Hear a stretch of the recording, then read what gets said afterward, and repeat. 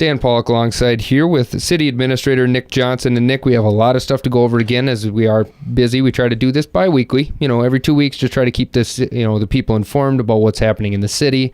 Of course, we have some big projects as we're going into construction season, as we like to call it, but we also have True Shrimp, and there was some talk at the city council. Something was proposed about some rezoning ordinances. Do you want to just kind of go over that and kind of explain what that's all about? Of course. How the city's zoning works and our ordinance is that the city is divided up into multiple zoning districts: residential, commercial, industrial, agricultural. In those, you have permitted uses which are allowed in each of those districts. And the way ours and many cities works is there's a list of permitted uses in our ordinance, and if it's on that permitted use, you're allowed to do that sort of activity there, but if it's not in there, then it's restricted. So right now in our ordinance, we don't have any place in there in one of our zoning districts where we allow operations like what True Shrimp is coming up with for the harbor activities and growing shrimp. Mm-hmm. So by virtue of that, we needed to change our zoning ordinance to allow a use for that kind of activity. We best define that to happen out in the agricultural zoning district, which is right now what the proposed Commerce Industrial Park is zoned as currently. So we introduced an ordinance to add to the list of permitted uses on the agricultural listing for the activities that True Shrimp are going to be hopefully putting out there. Good, because I think that's important. Just again, it was kind of confusing even for me to try and figure out, but I got the gist of it, but I thank you for clarifying that and making sure that the people understand it better. Of course. What True Shrimp and Ralco are planning to do with that whole operation is absolutely phenomenal. We want to make sure from the city standpoint we're doing everything our can to support that and their growth in the community. And it's important for the city, like you said, to take that step to show them, or how good it would be for a town like Marshall to get something like that. Mm-hmm. Just to keep things moving along here, I think it's important, like we mentioned earlier, that it's construction season. It's just about here. We're dealing with some rough weather right now, but once that clears up, and it will shortly, we promise, we're going to get into that construction season. So lots of projects carrying over from last year into this year. The park clean out at Independence Park. Do you want to just hit on some of those subjects? Yeah, it's a lot of people saw when they were going around Independence Park last year and even late 2015. That project is going to be closing here. We had excavated out those pond areas to return them to their natural depth after a lot of buildup had occurred in there. Now we'll be finishing that out, getting the seeding of those areas done and getting those back up to where they should be, and then at some point fisheries will be back in to restock those as well. So it'll be nice to have that project done. Some other ones we've been working on here as far as street reconstruction goes, finishing up in 2016. We have South 2nd Street. That was a reconstruction project that's in that Lucille Maple Williams area by County Fair and Escape Spa off of 19, and finishing up there with the final lift of asphalt. And once that's done, the street should be well completed. East Lyon, Jean, East Redwood, and B Street. Similar, need that last lift of asphalt, and that's over west of Holy Redeemer and northwest of Viking Coke in that area. So that'll be getting done as well. And then we'll also be finishing up the new ball fields out by the arena and by Cruise Motors there. Those are the new softball fields that were meant to replace the softball fields down on Channel Parkway. And we're tentatively looking at June opening for those with the work. And they're working very hard and making good progress. As always, weather dependent on those kinds of things with the spring here. So those are the 2016 projects we're looking to close up. Good. Some of the 2017 projects we're looking at is it's the Highway 68 and what will be the Michigan Road project entering into Commerce Park. If you go out, leave town northwest on Highway 68, you have that Lake Road intersection that went into the Sonstegard Industrial Park. Okay. We're going to be taking that kind of intersection, how that was redone to accommodate the truck traffic going into Sonstegard. We're going to be taking it up to Michigan Road there and doing the same thing on Highway 68. I just want to let everybody know that there will be an impact on traffic when that happens.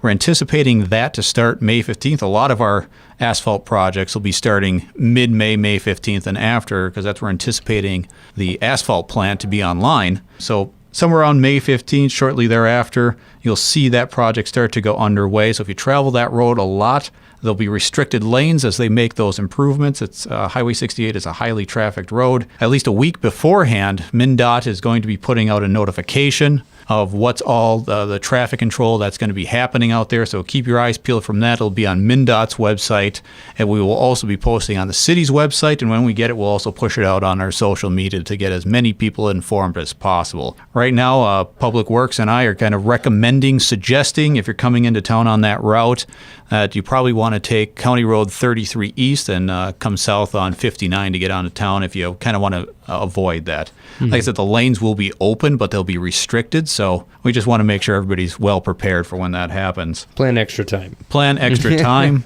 and just making sure everybody's aware of it so you don't accidentally get late to work because somebody didn't say something about it. So we just want to make sure the public's nice and informed on that. Mm-hmm. And for that project there, that project was came in at a little over $1 million total. We got $666,000 in grant money from the state of Minnesota to complete that, just for the safety upgrade aspect of it. And then the rest of that is split between MMU and the city. So we've got about roughly $200,000 split between MMU and the city on the remainder of that cost. So it ended up for the city a pretty nice, cheap project, all things considered, what came to be the city's share. So it's great working with the state of Minnesota on making those improvements and getting those grant dollars to get things done. And eventually it'll make everything run smoother too.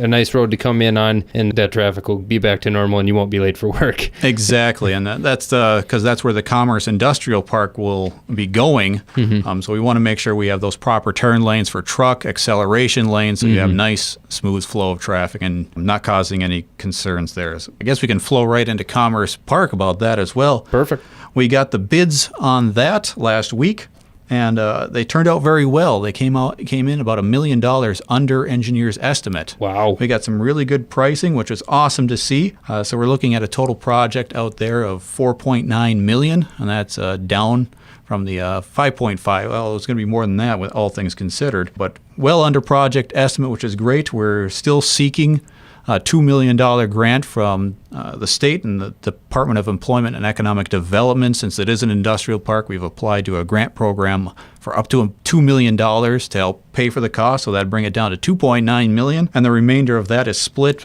between a great cooperative agreement between MMU and the city for industrial development. Would split the remaining cost of that. Again, we're going to be able to construct the Michigan Road, and we also have to do a lot of site preparation out there. We have to regrade a lot of the area out there for storm drainage to make that all work. And we're looking forward here and hopefully get good news on the grant for that $2 million. We're hoping to hear about that after the legislative session closes, if that gets funded.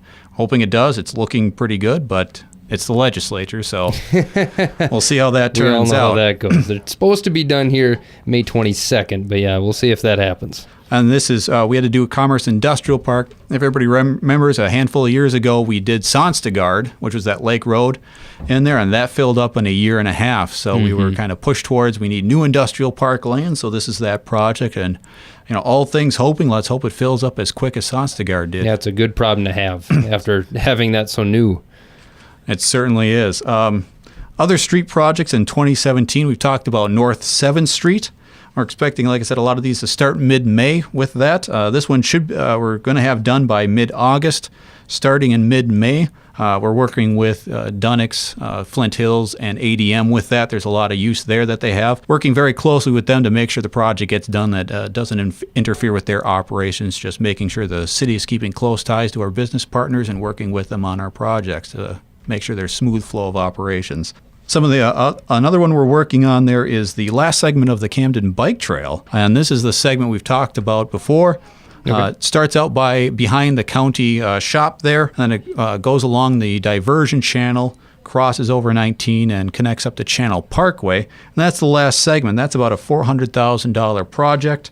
We got about $340,000 of that in grant funding, which leaves about $60,000 left for the city to take on. So again, completing that really nice bike trail system we have. If you haven't been on it, give it a whirl. It's complete all the way out to Camden State Park. A lot of people I've talked to who do use it say it's absolutely fantastic. So if you get the chance, definitely do that. And that bike trail project will be done by June 30th of this year. So we're pushing that along. Have it all summer then. Have it all summer and get it used. That's the whole point of doing these projects. And one of the other projects we're working on here that people have been asking about is the tennis courts out at Legion Field.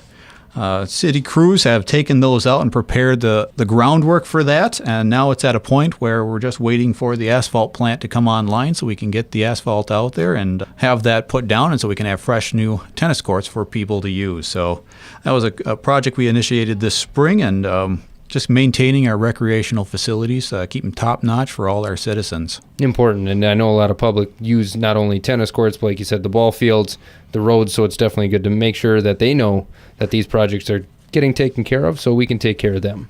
Mm-hmm. And then also at our last council meeting, we had the pleasure of having Cal Brink, our EDA director, join us and go over the 2016 EDA report. It's about a 40-page document which will be available on the city's website and on the EDA's website for viewing. A lot of good stuff in there about how 2016 went. A lot of good figures and retail trade analysis, demographic analysis, places that had opened, places that had closed, new development happening around, new businesses, building permit activity. Just a lot of great information in there about economic development activity in Marshall. So if you got an itch to learn more about that, look here in the future to the city's website for that to be up there, and we'll make sure we also splash it on our social media to get the word out that people can get a peek and look at that. Nice convenient locations for the public to find it then. Yep, it's a really nice report that the EDA puts together, and we want to make sure the public gets their hands on it. Wonderful. All right. Well, once again, that's City Administrator Nick Johnson as part of our Community Connections program. At the conclusion of this hearing, you'll be able to find it at marshallradio.net, and you can check it out online there. So once again, I'd like to thank you, Nick, for coming and joining us today. Dan, always a pleasure.